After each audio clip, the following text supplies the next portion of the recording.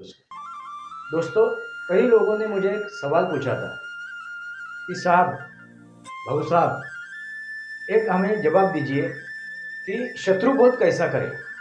या आप शत्रु हो, जिसे आप शत्रु कहते हो, या आपका वो विरोधक है, विरोधी है, उसमें और अधर्मी में एक छोटी लकीर होती है। आपको ये लकीर लांघनी है या नहीं लांघनी है, वो मर्यादा पार करनी है या नहीं करनी है, आपकी मर्जी। मगर ये जरूर जानना जरूरी है, थोड़ा सा आगे चल के मेरा वीडियो लाइक करना जरूरी है। आप रुक जाते हो, मेरा वीडियो, मेरा चैनल सब्सक्राइब नहीं करते हो, बेल आइकन दबाइए और अपने विचार भी कमेंट बॉक्स में लिखिए। सिर्फ आप लाइक करके निकल जाते हो, कमेंट बॉक्स में आप अपने विचार भी लिखिए और मेरे वीडियो शेयर भी कीजिए। तो जो लकीर मैंने बताई है, वो लकीर हर एक श्रोताओं के पास चली जाएगी, पता चलेगी कि भाई ये लकीर क्रॉस करनी है या नहीं करनी है, आपकी मर्जी।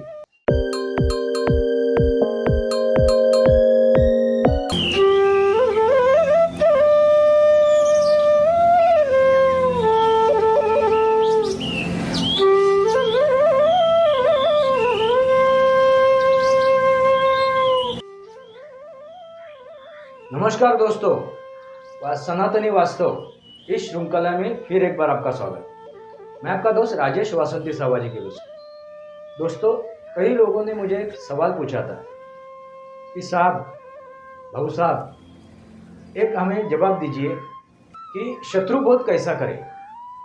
शत्रुबोध कैसा करें। दोस्तों, शत्रुबोध में कोई बड़ी ऐसी कुछ चीज़ नहीं है जो समझ नहीं पाए हम लोग। शत्रुबोध में एक छोटी सी बात आपको समझ में आनी चाहिए। वो क्या है? आपका विरोधी हो या आप शत्रु हो, जिसे आप शत्रु कहते हो, या आपका वो विरोधक है, विरोधी है, उसमें और अधर्मी में एक छोटी लकीर होती है। मैं क्या कहने की कोशिश कर रहा हूँ, जरा समझ लीजिए। शत्रु या आपका विरोधक, उसमें और अधर्मी में, जो अधर्मी होता है, उसमें एक छोटी लकीर होती है। और लकीर को समझना जरूरी है। दोस्तों, शत्रु जिसे हम लोग कहते हैं, वैचारिक शत्रु होता है, यानी अपने विचारों से वो सहमत नहीं होता है। अपने विचारों में और उसके विचारों में कुछ अंतर होता है, और उस वजह से हम लोग उसको शत्रु कहते हैं। या उसके आचरण में और अपने आचरण में कुछ फर्क हो तो हम लोग उसको कहते हैं कि भाई वो शत्रु है हमारा, वो विरोधक है। दोस्तों, ऐसा नहीं होता है। हर एक की सोचने की, समझने की एक हद होती है। इसका मतलब ये नहीं है कि वो अपना शत्रु है। कभी कभार क्या होता है, उसको किसी ने बहकाया होता है, वो बहक चुका होता है, उसके मन में एक संभ्रम निर्माण हो जाता है, उसकी दिशा भूल की जाती है या हो जाती है। उसके वजह से वो हमसे मेल नहीं खाता है, हमारे विचारों से और अपने आचरणों से वो मेल नहीं खाता है। इसका मतलब ये नहीं है कि वो अपना शत्रु है। समझिए दोस्तों, मैं क्या कहने की कोशिश कर रहा हूँ। उसमें एक जो लकीर है, वो आपको मैं समझाने की कोशिश कर रहा हूँ। XYZ एक इंसान है, उसके दिल में अपने लिए खटास है। कभी कभार वो खटास वो क्यों निर्माण होता है कि उसके दिल में कुछ संभ्रम होता है, उसके दिल में कुछ अपने बारे में कुछ गलत फहमी होती है। उस वजह से भी वो अपने साथ वो मेल नहीं खाता है, अपना विरोध करता है, अपना शत्रु बन जाता है। जब हम लोग वो दीवार, गलत फहमी की दीवार तोड़ देते हैं और उसके बाद वो समझ जाता है कि भाई ये वास्तव है, ये सत्य है, ये सच्चाई है, और वो स्वीकार कर लेता है ना, हाँ बराबर है, आप जो सोच रहे हो, आप जो कह रहे हो, वो सही है, वो सत्य है। कब? उसके दिल में जो गलत फहमी है वो दूर होने के बाद। दोस्तों, वो समझ सकता है कि भाई मैं आज तक एक गलत फहमी पाली थी मैंने, और उस गलत फहमी की वजह से मैंने इसके साथ शत्रुता पाली। वो गलत फहमी उससे दूर हो जाने के बाद वो हमें क्या होगा, गले लग जाएगा। वो हमें स्वीकार कर लेगा, हमारे विचारों से भी और अपने आचरणों से भी वो उसको स्वीकार करेगा। आपका आचरण और आपके विचार, आचार और विचार सही है, तो अपना वो शत्रु नहीं हुआ। मगर शत्रु कौन होता है, इसलिए पहले एक पूरी बात कर लेते हैं हम लोग कि इसलिए आप तुरंत किसी को शत्रु मत समझिए, अपना विरोधक मत समझिए। कुछ उसको वक्त दीजिए, कुछ उसको टाइम दीजिए समझने के लिए, संभलने के लिए। क्या समझने के लिए? अपने को समझने के लिए।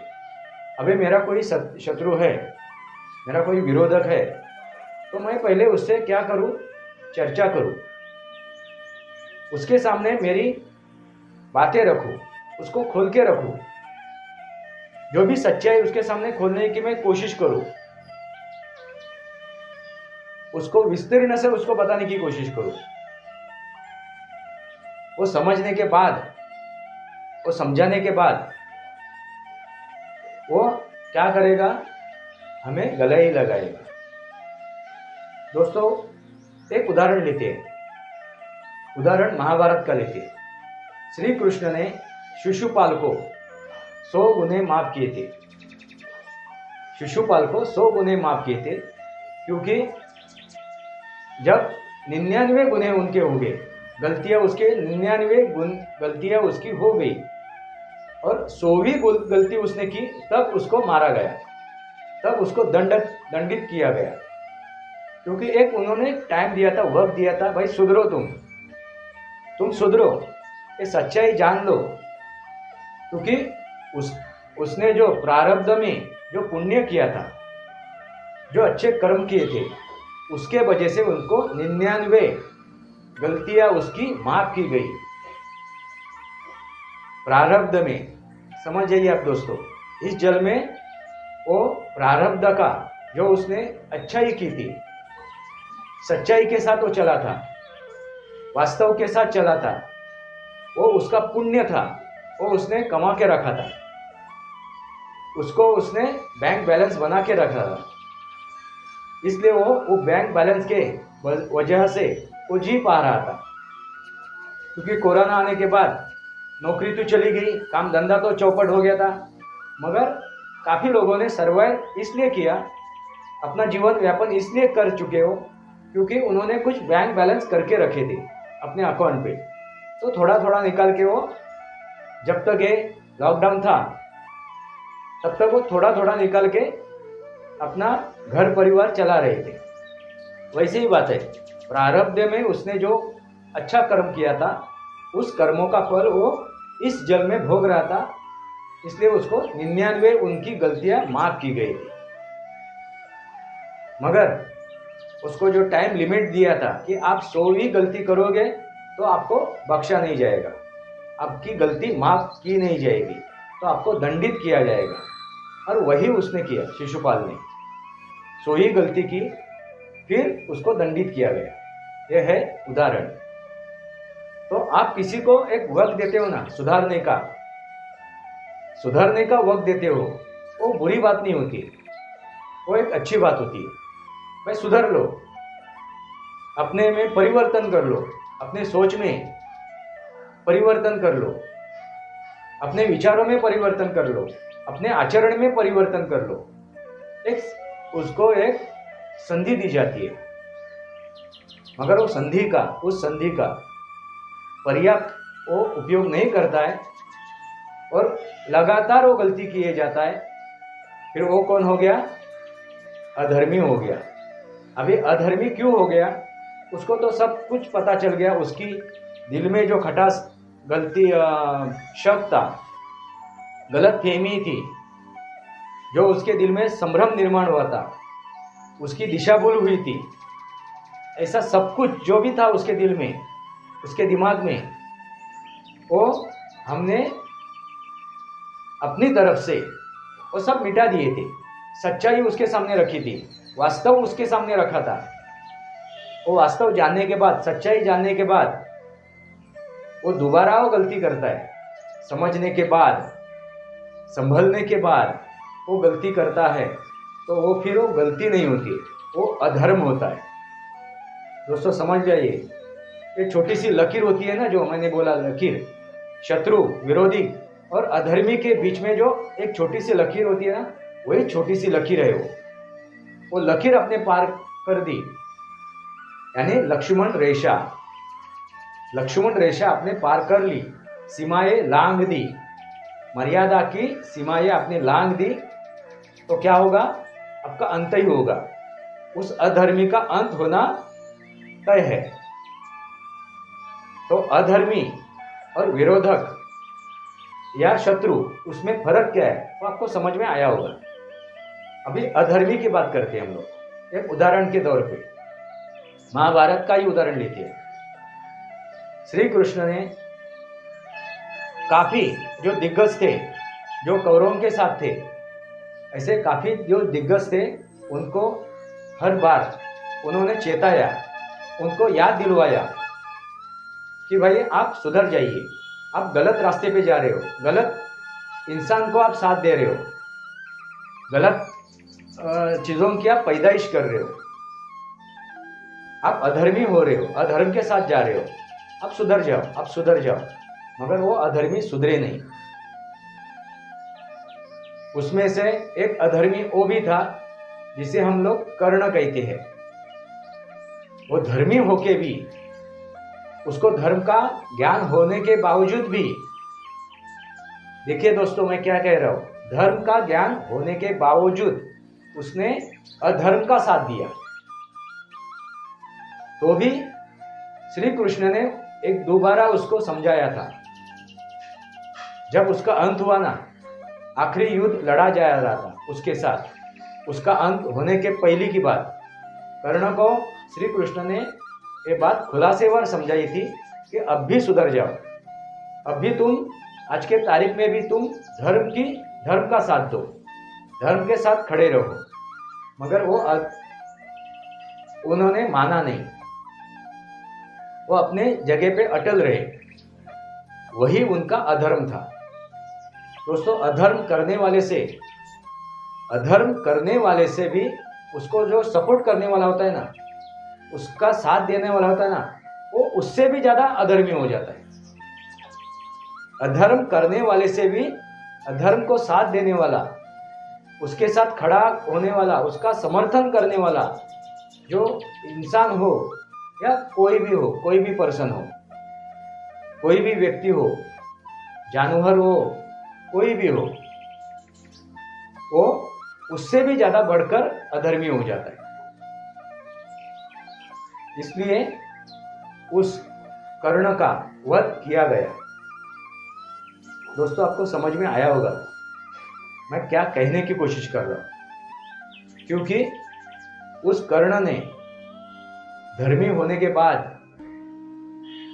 वो धर्म वो जानने के बाद उन्होंने गलती की और आखिर तक वो अधर्म के साथ खड़ा हुआ, और अधर्म के साथ खड़ा होकर उन्होंने धर्म को मिटाने की कोशिश की। अधर्म के साथ खड़ा होकर उन्होंने क्या कोशिश की? धर्म को मिटाने की कोशिश की। इसलिए उसका वध किया गया, उसका अंत किया गया। तो विरोधक या शत्रु, इसके बीच में और अधर्म के बीच में एक छोटी सी लकीर होती है। तो छोटी सी लकीर जो है ना, उसको लांघना नहीं है, उसको पार नहीं करना है, उस मर्यादा को लांघना नहीं है। वरना जो रावण को हुआ, जो दुर्योधन का हुआ, जो अन्य अधर्मियों का हुआ, वही आपके साथ होगा। तो समझिए, सोचिए, परखिए, जानिए, मनन चिंतन कीजिए कि आप किसके साथ खड़े हो। भले आपके दिल में एक संभ्रम है, आपके दिल में कुछ गलत फहमियाँ हैं, अब समझने की कोशिश कीजिए। भले दूसरा कोई गलत फहमी अपना दूर करने को नहीं आवे, आवे नहीं आवे, सामने वाला आवे नहीं आवे, मगर हम लोगों को भी सोचना जरूरी है कि वाकई में सच कह रहा है कि नहीं कह रहा है। वो कहने की जो कोशिश कर रहा है वो सच्चाई है कि नहीं है, उसको परख तो सकते आप, उसको परख सकते आप। सामने वाला समझो कम पड़ गया आपके लिए, आपकी उसके बारे में जो गलत फहमी हुई है वो दूर करने के लिए। मगर आप भी बुद्धिमान प्राणी हो, आप भी बुद्धिमान हो, तो आप क्या कर सकते हो, उसकी जांच पड़ताल कर सकते हो। बाबा सामने वाला जो बोल रहा है, लगातार बोल रहा है, समझाने की कोशिश कर रहा है, तो उसके पीछे कुछ होगा। सच्चाई है क्या, वास्तव है क्या, वो वास्तव है क्या, सच्चाई है क्या, वो जानने की जब कोशिश करेगा वो पर्सन, वो व्यक्ति, क्योंकि वो इंसान है, बुद्धिमान प्राणी है, तब उसको पता चलेगा हाँ या यस, ये सच्चाई बता रहा है, ये सच बता रहा है, ये सच्चाई की दिशा में चल रहा है, इन्होंने सच्चाई का दामन पकड़ा हुआ है, थामा हुआ है। तो हमें भी इसके साथ जाना जरूरी है। तो समझिए दोस्तों कि अपना भी कर्तव्य है, क्योंकि हम लोग बुद्धिमान प्राणी हैं, कि जानो, परखो, समझो और बाद में आप डिसीजन लो कि आपको किसके साथ जाना है, धर्म के साथ जाना है या अधर्म के साथ जाना है, आप निर्णय लो। तो जो छोटी लकीर है वो लकीर मैंने आपको बता दी। अभी वो छोटी लकीर जो है उसको लांघना है, वो मर्यादा उल्लंघन करना है, नहीं करना है, आपकी मर्जी। आपको क्या लगता है, सोच के बताइए। इसका मतलब क्या है कि आपने उसको, जो धर्म के साथ चलने वाला है, वो उसको आप वक्त दे रहे हैं, अधर्मी को वक्त दे रहे हैं। इसका मतलब उसको आपने माफ नहीं किया है, माफ नहीं किया है। जैसा भी पहलगाम के बाद पाकिस्तान के साथ हुआ, और एक उदाहरण दे रहा हूँ, जैसा पहलगाम के साथ बाद पाकिस्तान के साथ हुआ, इसके पहले भारत समझा रहा था, इशारों में बताने की कोशिश कर रहा था, सर्जिकल स्ट्राइक हो गया, एयर स्ट्राइक हो गया, तब तक वो बता रहा था, समझा रहा था पाकिस्तान को, भाई सुधर जाओ सुधर जाओ, मगर वो समझा नहीं, सुधरा नहीं। बाद में जो मिसाइल अटैक हुआ, सर्जिकल स्ट्राइक, बाद में एयर स्ट्राइक और बाद में मिसाइल स्ट्राइक, और मिसाइल स्ट्राइक होने के बाद भारत ने तय कर दिया कि ये अधर्मी है, ये सुधरेगा नहीं, अभी इसका अंत ही करना जरूरी है, इसका अंत करना जरूरी है, क्योंकि अधर्मी है, ये सुधरेगा नहीं। इसलिए भारत ने क्या कहा, नरेंद्र मोदी जी ने क्या कहा आज के भाषण में, कल जो उन्होंने भाषण दिया संसद में, उसने भी उन्होंने कहा कि अभी वहाँ का आतंकी जो भी है, XYZ पर्सन, वो उनके आका और उसका वहाँ का शासन प्रशासन जो भी है या नागरिक भी हो, सब हो गए आतंकी। हम लोग सबको आतंकी समझेंगे, नागरिक से लेके शासन प्रशासन और जो भी आतंकी रहेगा, आतंकी के साथ हम लोग पूरे पाकिस्तान को ही आतंकी समझेंगे। ये आतंकी स्थान है, और हम लोग जब रिटेलिएट करेंगे तो क्या करेंगे, पाकिस्तान के ऊपर हम लोग आक्रमण करेंगे, ना कि उन आतंकियों के ऊपर, क्योंकि उस आतंकियों को साथ देने वाला कौन है, वहाँ का नागरिक भी है, वहाँ का प्रशासन भी है, वहाँ का शासन भी है, सब लोग है, नेता गण है, सब कुछ है ना, पूरा पाकिस्तान उनके साथ है खड़ा, उन आतंकियों के साथ। तो आखिरी में क्या होगा, सब मारे जाएंगे, क्योंकि जो गुनाह करता है, गुनाह करने वाले से भी गुनाह का साथ देने वाला, गुनाहगारा के साथ खड़े रहने वाला, गुनहगारों का समर्थन करने वाला, उससे भी बड़ा गुनहगार होता है, उससे भी बड़ा